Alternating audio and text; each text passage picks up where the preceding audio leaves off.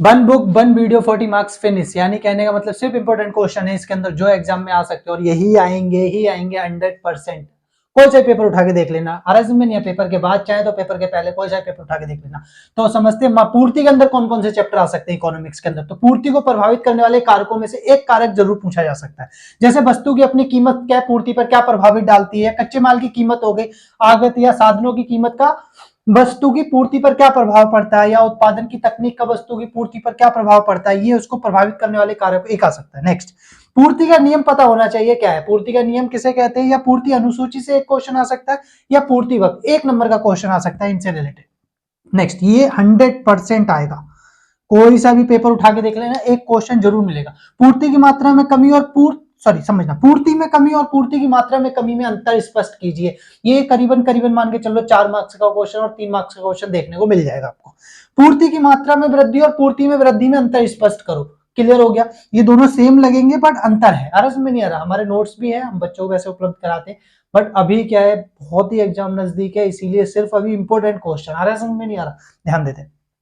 सरकारी नीति में परिवर्तन का पूर्ति वक्र पर क्या प्रभाव पड़ता है, यानी गवर्नमेंट, कोई सा भी इनमें से एक आ सकता है कि पूर्ति वक्र पर क्या प्रभाव पड़ेगा। इसमें उत्पादन की तकनीक में परिवर्तन का पूर्ति वक्र पर क्या प्रभाव पड़ेगा, एक क्वेश्चन आएगा तो वो पूरा 3 नंबर का क्वेश्चन आता है, ग्राफ के साथ बनाना है, ठीक है, यानी कि ठीक है ग्राफ बनाना है और कुछ नहीं।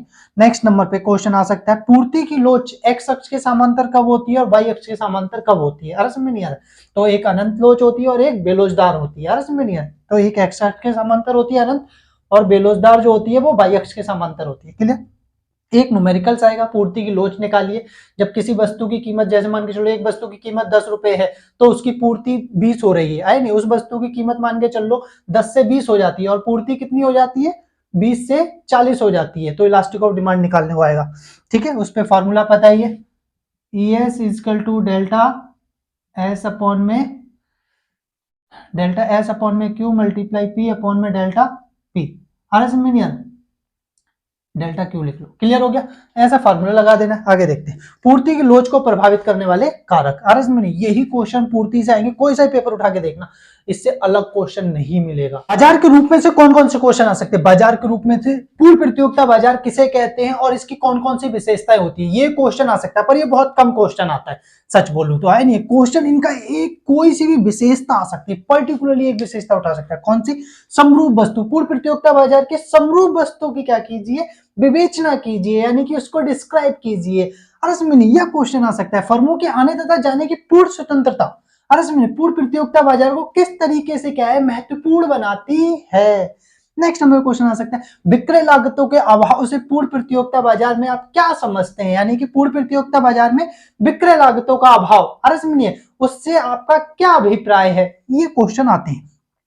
अब मोस्ट इंपोर्टेंट क्वेश्चन आता है, 1 नंबर का कभी क्वेश्चन आ जाता है कि एक्स अक्ष के समांतर पूर्ण प्रतियोगिता यानी एक्स अक्ष के समांतर मांग वक्र कौन से बाजार में पाया जाता है। ठीक है, अब यहाँ पर 4 ऑप्शन तो है नहीं आपके पास क्योंकि एक ही बाजार आ रहा है, तो क्वेश्चन घुमा देगा। इस बार कैसे पूछेगा, क्वेश्चन पूछ सकता है कि एक्स अक्ष के समांतर पूर्ण प्रतियोगिता बाजार क्यों होता है, क्योंकि आपको पता है उसने तो एक ही बाजार बोला ही पूर्ण प्रतियोगिता, तो उससे अलग तो पूछ नहीं सकता, इसीलिए वो ये नहीं पूछेगा इस बार कि एक्स अक्ष के समांतर कौन से बाजार की मांग वक्र होता है। इस बार पूछेगा कि पूर्ण प्रतियोगिता बाजार का मांग वक्र एक्स अक्ष के समांतर क्यों होता है।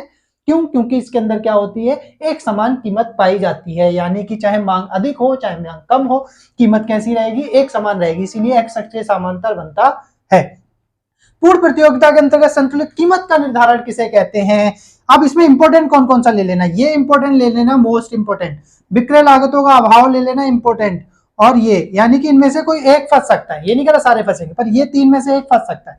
नेक्स्ट, पूर्ण प्रतियोगिता के अंतर्गत संतुलित कीमत का निर्धारण कैसे होता है, ये समझ में नहीं आ रहा, संतुलित कीमत से रिलेटेड क्या है। अब लास्ट जो आपका क्वेश्चन वो लेसन बचा है वो यही, संतुलित कीमत संतुलित मांग किस तरीके से निर्धारित होता है, समझ में नहीं आ रहा। तो देखो कोई सा भी क्वेश्चन हो उसका बहुत इजी है, समझ में नहीं आ रहा, क्या ऐसे एक बनाना एक्स वाई 0, एक लाइन, ये क्या हो गया डिमांड कर्व, ये हो गया सप्लाई कर्व, ये प्राइस क्वांटिटी, और ये हो गया इक्विलिब्रियम पॉइंट। समझ में नहीं आ रहा। अब समझना क्वेश्चन कैसे बोल दे, या तो मांग का क्वेश्चन बोलेगा या पूर्ति का बोलेगा या दोनों को बोलेगा। समझ, जैसे बोलता है कि मांग स्थिर रहने पर पूर्ति में यदि वृद्धि होती है तो संतुलित कीमत और संतुलित बिंदु पर क्या प्रभाव पड़ता है? क्या? मांग स्थिर रहने पर। जब मांग स्थिर है तो मांग को नहीं छुएंगे। पूर्ति में क्या हो रहा है? परिवर्तन हो रहा है। परिवर्तन मतलब अगर वृद्धि बोल रहा है तो वृद्धि का मतलब किधर की तरफ होता है? दाईं तरफ। आ रहा समझ में नहीं आ रहा है? जैसे इस मैं वैसे ही समझा रहा हूँ रफ में। तो ये देखो यहाँ पर दायां कहाँ होगा? आगे होगा। और बायां कहाँ होगा? पीछे होगा। आ रहा समझ में नहीं आ रहा? तो ये देखो मांग को कहाँ काट रहा है? यहाँ काट रहा है। ये हो गया SS1। अब यहाँ देखो कहाँ काटेगा जाके? यहाँ काट रहा है। अरे समझ, ये क्या हो गया? SS2। अरे समझ, ये E हो गया, ये E1 हो गया और ये E2 हो गया। अरे समझ में नहीं आ रहा? ठीक है, ये आपका क्या हो गया? Q1 हो गया, ये हो गया Q2। ये बहुत ईजी है। अरे समझ में नहीं है? कोई सा भी सब में ग्राफ ऐसा ही बनेगा लगभग। अरे समझ में नहीं, बस समझना है। अगर यही बोल दे कि मतलब सप्लाई स्थिर है तो यहाँ देख लो, ये रहा XY, price, quantity, demand, supply. अब सप्लाई क्या है? स्थिर है, तो सप्लाई को नहीं छुएंगे। अब किसको छुएंगे? डिमांड को। किसको? ये रहा डिमांड, नीचे की तरफ, ये ऊपर की तरफ। अरे समझ नहीं है? कहाँ काट रहा है? यहाँ। ये हो गया Q1, यहाँ ये हो गया Q2। अरे समझ नहीं? बहुत इजी है। ठीक है, बस क्या है ना, इसमें यही चीज बनाने और लिखेंगे कैसे समझना। संतुलित कीमत OP, संतुलित मात्रा OQ, अरे संतुलित बिंदु E है। अरे समझ नहीं है? इस समय क्या लिखेंगे कि मांग स्थिर है। मांग स्थिर रहने पर यदि पूर्ति में वृद्धि हो जाती है तो पूर्ति वक्र SS से दाईं ओर खिसक कर SS1 हो जाता है और मात्रा है OQ से खिसक कर OQ1 हो जाती है। बिंदु E से E1 हो जाता है। इसी तरीके से कमी हो जाती है सप्लाई के अंदर तो क्या लिखेंगे? अर्ज में इसका जस्ट उल्टा। ठीक है, क्या? संतुलित कीमत OP, संतुलित मात्रा OQ। अरे समझ नहीं है? और इससे क्या होगा? किधर की तरफ? बाएं की तरफ खिसक के आ जाएगा। तो संतुलित मात्रा जो है OQ से खिसक कर OQ2 हो जाएगी। संतुलित कीमत क्या रहेगी? आपकी सेम ही रहेगी, क्योंकि कीमत तो क्या है? बढ़ेगी घटेगी नहीं। अरे समझ नहीं आ रहा? और ये जो इक्विलिब्रियम पॉइंट है E से खिसक कर E2 हो जाएगा। अरे समझ, लेसन फिनिश। यही क्वेश्चन आएंगे। इससे रिलेटेड कौन सा क्वेश्चन आ सकता है बता देता हूं। जैसे क्वेश्चन कैसे आएगा? क्वेश्चन आएगा कि हाँ, सरकारी नीति में परिवर्तन का क्या? सरकारी नीति में परिवर्तन में दोनों ले लिए, पर्टिकुलरली एक भी आ सकता है, वृद्धि या कमी। सरकारी नीति में परिवर्तन का, अरे समझ नहीं, मांग स्थिर रहने पर सरकारी नीति में परिवर्तन का संतुलित बिंदु और संतुलित मात्रा पर क्या प्रभाव पड़ेगा? ग्राफ बिल्कुल सेम। अरे समझ नहीं आ रहा? और मांग होगा तो मांग वाला नीचे जो बताया था। क्लियर है?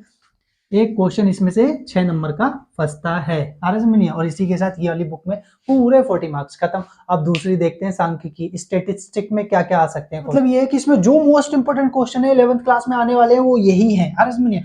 क्या उपभोक्ता, उत्पादक, बचत, निवेश किसे कहते हैं? एक कोई डेफिनेशन 1 नंबर की आ सकती है। नेक्स्ट नंबर में सांख्यिकी क्या है, या एक वचन सांख्यिकी या बहुवचन सांख्यिकी किसे कहते हैं? 1 नंबर का एक क्वेश्चन फंस सकता है। इन 4 यानी 3 क्वेश्चन में एक क्वेश्चन मोस्ट इंपोर्टेंट है। एक क्वेश्चन कोई सा भी एग्जाम उठा के देखना आता ही आता है। क्या सांख्यिकी की क्या क्या विशेषताएं होती हैं, सांख्यिकी की क्या क्या सीमाएं हैं, सांख्यिकी के क्या क्या कार्य हैं। तो सीमा और विशेषता पे ज्यादा ध्यान देना। ठीक है, नेक्स्ट नंबर पे सेकंड लेसन से कौन कौन से क्वेश्चन आ सकते हैं? प्राथमिक और द्वितीय आंकड़ों में अंतर बताइए। मोस्ट इंपोर्टेंट क्वेश्चन है, उठा के देखोगे आता ही आता है।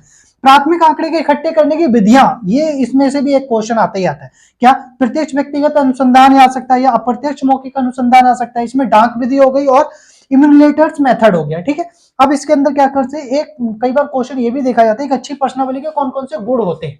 यानी कि अगर मान के चलो आप एक क्वेश्चनरी बना रहे हो तो उसमें कौन कौन से आप क्वेश्चन पूछोगे, तो एक अच्छा प्रश्नावली के गुण कौन कौन से होते हैं, ये क्वेश्चन कई बार देखा गया है। द्वितीय आंकड़े के कौन कौन से स्रोत हो सकते हैं? प्राकृतिक और प्रकाशित और अप्रकाशित, दोनों की डेफिनेशन पता होनी चाहिए।